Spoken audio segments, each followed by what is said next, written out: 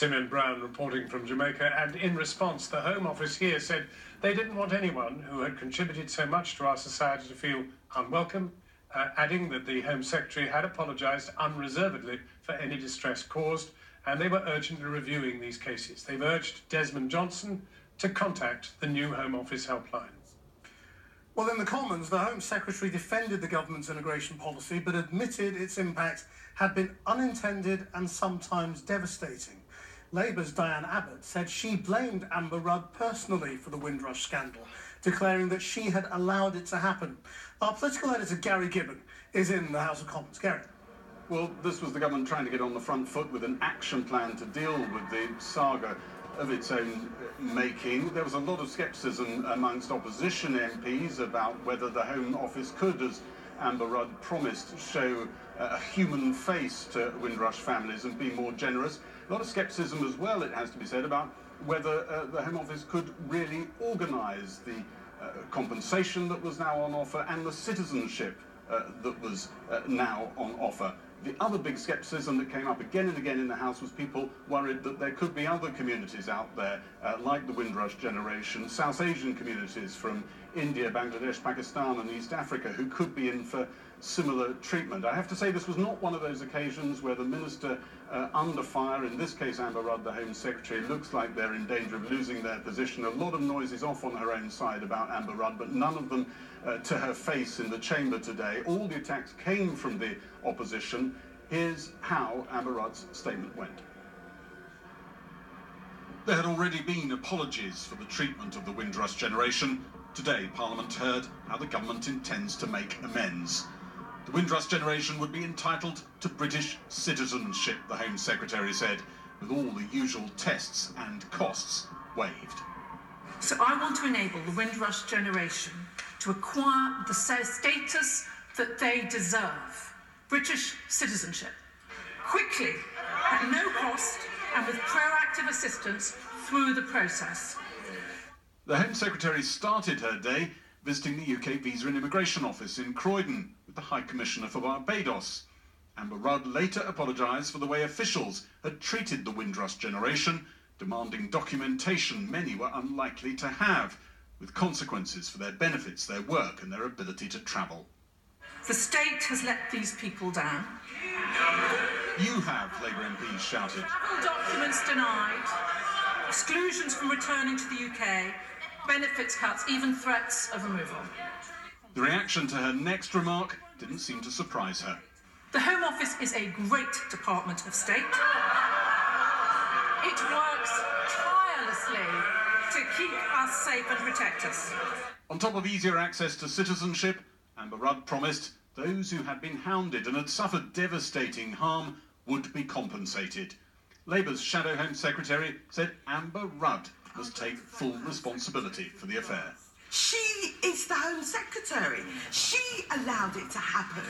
These cases can't come as a surprise to her because for some time, many of my colleagues on this side of the House have been pursuing individual cases. She is behaving as if it is a shock to her that her officials are implementing regulations in the way she intended them to be implemented. Just down the road, Theresa May, who put much of the immigration policy in place as Home Secretary, was attending the memorial service to mark the 25th anniversary of the murder of the teenager Stephen Lawrence. Comedian Lenny Henry eyeballed the Prime Minister in the front pew as he called for wrongs to the Windrush Generation to be put right. Who's got 4 pieces of documentation for every year we're alive? Have you got that? Today, I want to try and get one message across, and it's this. When it comes to fighting racism, institutional or otherwise, there is no finish line. You don't get to an age when we can finally breathe out and say, yes, I reach. No need to worry about racism anymore. Just ask the Windrush Generation. Our thoughts and prayers go out to those people, by the way. Anybody who's threatened with deportation or detainment. We've got to sort that out. We're going to do that.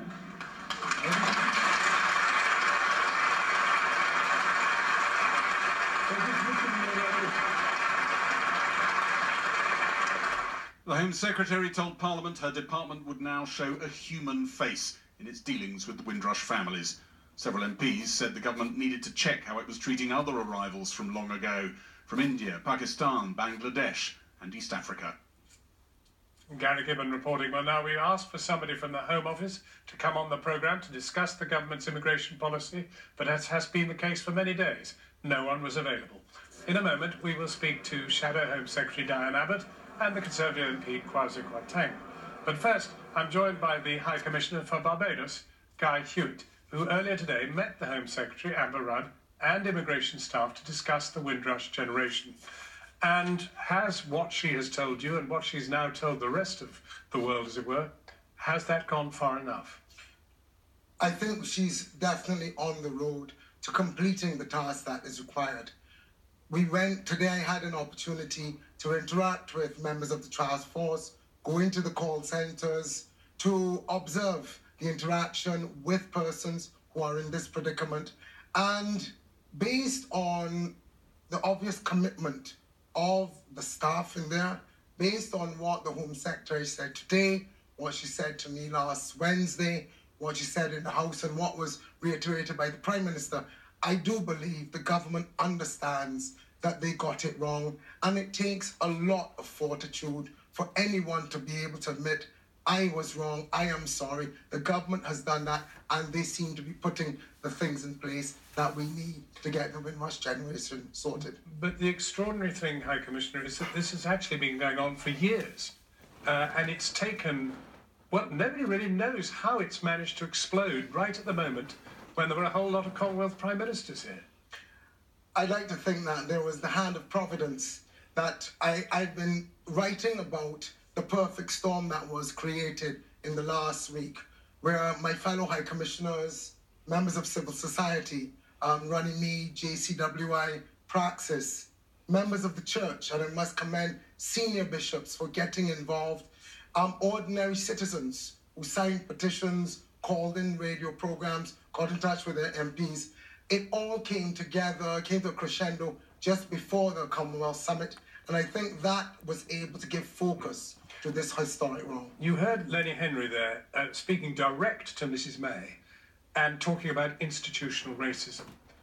Do you think that your government back home would see that what has happened today is consistent with, what has happened in the lead up to today is consistent with institutional racism? I was in the UK in the 90s. I have had the privilege of getting to know and admiring the work done by Lord Ousley. He has the expertise on matters like this. The UK has the capacity to make that determination. What I am from the outside looking on seeing is things went wrong, but they've been recognised and they're being put in place. Well, on that note, if you stay with us for a moment, I'm now going to talk to our politicians, and can I start with you, Diane Abbott? You said the other day that Mrs Rudd would have to consider her position. Do you feel that she's now gone far enough to redeem herself, or does she have to go? We have to see, first of all, whether the Home Office as a department can deliver on what she's saying. She's claiming she can have cases resolved in 2 weeks. In my experience, the Home Office works a lot slower than this. She says she's setting up a special unit. Where are those people to come from? Are they people from elsewhere in the Home Office, or is she recruiting new people? So first of all, we have to look at whether she delivers what she's saying, or whether she's just said stuff to get her past the next news cycle. But it's still something which profoundly concerns the community. I can read a meeting here last week. 500 people turned up. She has to deliver, and she has to meet the community's concerns. I put the same question to you that I put to the High Commissioner. Lenny Henry at the Stephen Lawrence Memorial Service 25 years after his death said today that what had been happening was consistent with the same institutional racism which also frustrated the investigation into the murder of Stephen Lawrence. Do you agree? Let me put it like this. the entire immigration department, and I've worked with it for 30 years as an MP and for time before that as a staff member at the Liberty Organisation. The entire immigration department is not fit for purpose, and the entire immigration department works in a way which is not necessarily to the advantage of people of colour. Then it would sound as if, pursuant to the measures that she's already announced, you want to have the right to, in fact, launch a wholesale reform of the immigration department. I think the immigration department is long overdue for a proper review. And I've said what Anna Rudd has said, but what she hasn't said is if she's going to provide figures for the people in detention. She's given no detail about the compensation, so we need to hear more from her. She's promised compensation, but of course, I mean, it could be an enormous amount of money. I mean, some people have lost their homes, have lost their jobs. I mean, are you prepared to back whatever expenditure is required? I think that people have been treated terribly. They've lost their jobs, they've lost their homes, they've lost their access to healthcare, and above all, whether they were deported, whether they went home in despair, whether they refused to allow them to get back on the plane to come back to Britain, they've lost contact with their friends and family, children and grandchildren. This is absolutely contrary to people's human rights. Diane Abbott, thank you very much indeed for joining us. Well, now joining us is the Conservative MP, Kwasi Kwarteng. And I'm wondering, I'm going to put Lenny Henry's thoughts to you too, expressed at the Stephen Lawrence memorial service.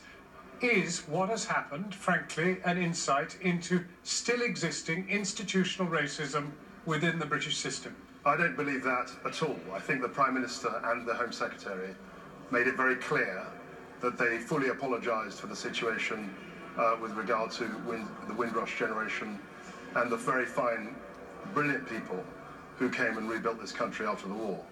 I think what the issue has been obviously a series of appalling administrative mistakes, but I don't believe that the kind of institutional racism which existed and really polluted the Stephen Lawrence inquiry exists today in the British government. In fact, the Prime Minister, forgive me, the Prime Minister has been very strong on racial disparity. She spoke very much, very forcibly about burning injustices in British society. I think she's the first Prime Minister to set up a race disparity audit, and this is something which she feels very passionately about, racial justice. So I think that to draw that sort of conclusion is not right. What if the victims had been white?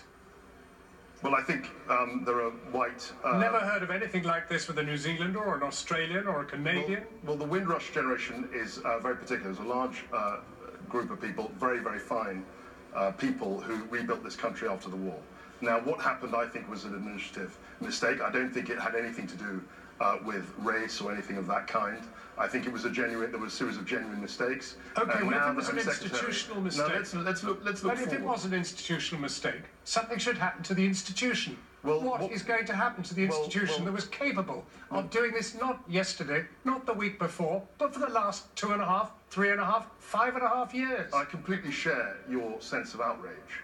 But what's happening now is that the Home Secretary has said that there will be a unit that will deal with this problem as quickly as possible. I think that's one thing that we could do, and I think we will get it done.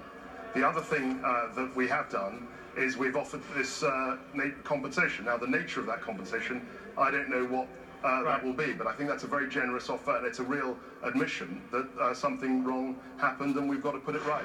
Kwasi Kwarteng, thank you very much indeed for joining us. Just a final thought then, Guy Hewitt.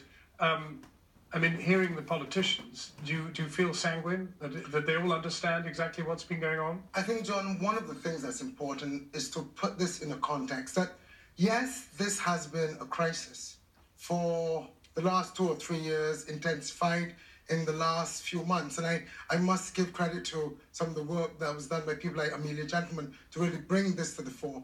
But the reality is these people's status was anomalous for decades. There have been a number of governments that would have presided over this anomaly. The fact that their is the regularizing or the tightening of rules that has brought it to the fore. Doesn't mean that I think any one person is to be held responsible for it. I went to the Home Office this morning. I interacted with staff who are professional, who sound committed, who want to get this done. Right. On that positive note, High Commissioner, thank you very much indeed for coming in. Krishna. The Armenian Prime Minister